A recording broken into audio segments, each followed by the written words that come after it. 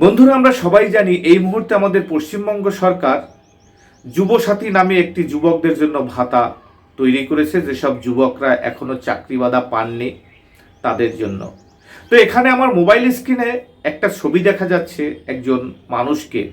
এই মানুষটার বয়স কত হবে জানি না, তবে মাথায় তার কিন্তু চুল নেই। তো সাধারণত বুঝতেই পাচ্ছেন তার বয়সটা আনুমানিক কত হতে পারে।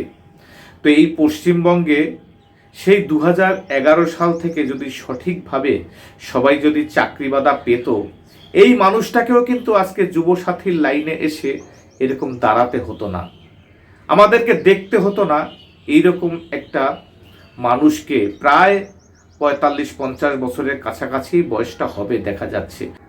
তাহলে 15 বছর আগে ওনার বয়স ছিল 30 বছর। তো 30 বছরে একটা মানুষ যদি চাকরি বাদা পেত, তাহলে তার পরিবারটা ভালোভাবে চলতে পারত, উনিও কিন্তু ভালোভাবে একটা রোজগার পেত, যেটা কিন্তু উনি পায়নি। আজকে যুবসাথীর নাম লেখাতে এসে মাত্র 1500 টাকা ভাতা পাবে বলে আজকে যুবসাথীর লাইনে এসে দাঁড়িয়েছে। এনার চাকরিটাও হয়তো হতো, কিন্তু সেই চাকরিটা অন্য একজন টাকার বিনিময়ে খেয়ে নিয়েছেন, আর অন্য একজনের চাকরি, এনার চাকরিটা বিক্রি করে অন্য একজনের পকেট ভরেছে, এটাই হয়েছে।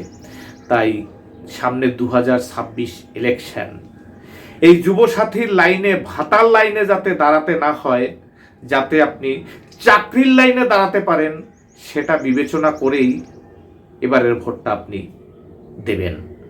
এবার সেটা আপনি কাকে দেবেন সেটা আপনি মনে নিজে নিজে ভাববেন, যে কে আমাকে সঠিক রাস্তায় নিতে পারে, আমাকে কর্মসংস্থান দিতে পারে, তাকেই আপনি বিবেচনা করে ভোটটা দেবেন। বন্ধুরা, সবাই ভালো থাকবেন। পোস্টটি যদি ভালো লাগে সকলের কাছে শেয়ার করে পৌঁছে দেবেন। নমস্কার।